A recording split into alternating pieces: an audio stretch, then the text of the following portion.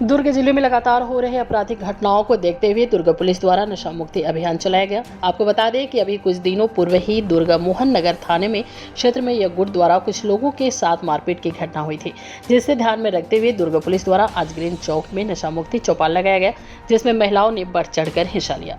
चौपाल में आई महिलाओं का कहना है कि शहर में खुलेआम नशे का व्यापार हो रहा है, जिसमें पुलिस वालों को भी मिलीभगत है। नशा मुक्ति जन चौपाल पर लगे पुलिस पे आरोप में महिला ने कहा कि पुलिस के संरक्षण में ही चल रहा अवैध कारोबार। इसके बाद पुलिस प्रशासन ने आश्वासन दिया कि ऐसी कोई भी गलत काम में पुलिस की संलिप्त पाए जाने पर हमारे द्वारा जल्द कार्रवाई की जाएगी और लोगों से गुजारिश की कि नशे से दूर रहें और हमारी सहायता करें। दुर्ग जिले में नशे का व्यापार इतना बढ़ गया है कि कई लोग ऑनलाइन के माध्यम से भी नशा खरीद रहे हैं। इस नशे के व्यापार की वजह से आपराधिक घटनाएं लगातार बढ़ती जा रही हैं। कई बार इन आपराधिक घटनाओं की कार्रवाई में निर्दोष लोगों को भी जेल भेज दिया जाता है।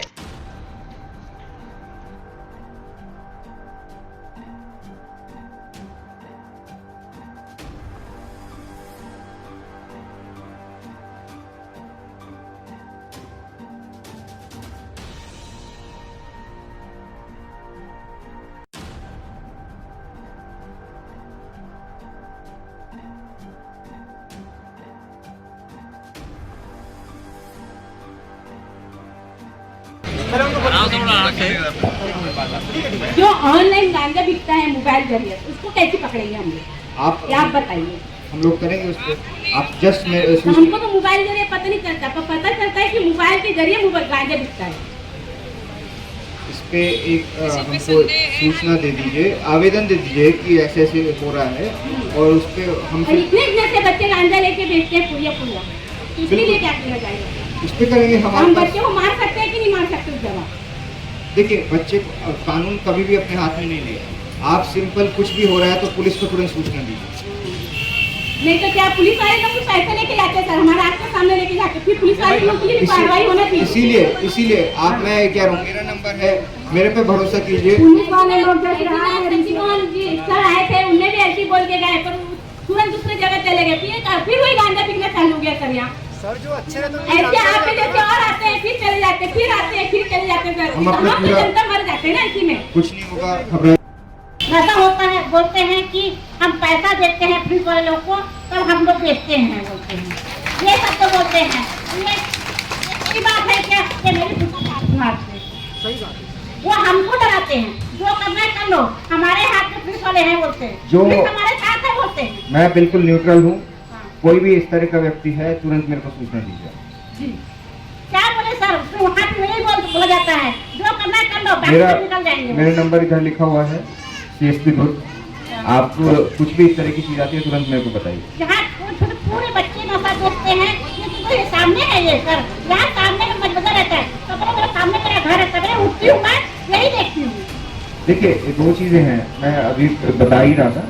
एक तो इस तरह की जो बेच रहे हैं उन पर तो हम कार्रवाई कर ही रहे हैं, लेकिन ये समझने की जरूरत है बिक क्यों रहा है। बिक इसलिए रहा है क्योंकि इस चीज़ की डिमांड है।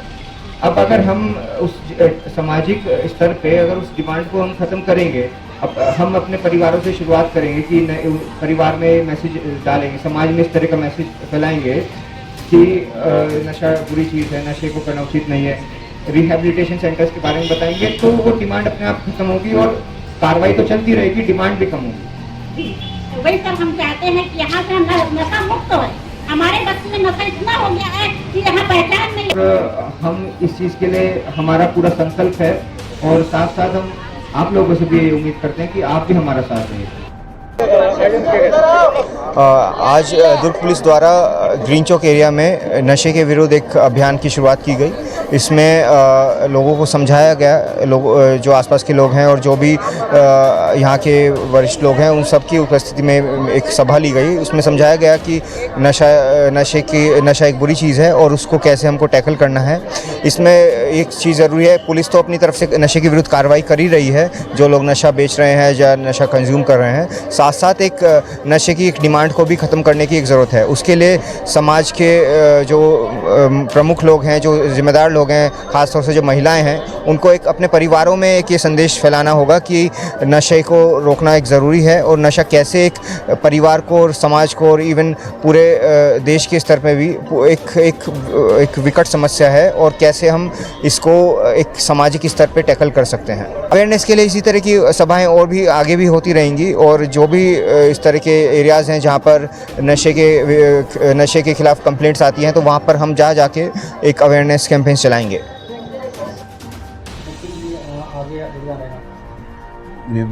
एक्चुअली विश्व स्वास्थ्य संगठन के अनुसार अगर कोई व्यक्ति शारीरिक, मानसिक, सामाजिक और आध्यात्मिक रूप से बीमार होता है तो उसे पूर्णतः बीमार होते हैं। पहले ये समझा जाता था कि केवल शारीरिक रूप से बीमार है तो वो बीमार है, मगर अगर आप मानसिक रूप से बीमार हैं तो भी बीमार हैं।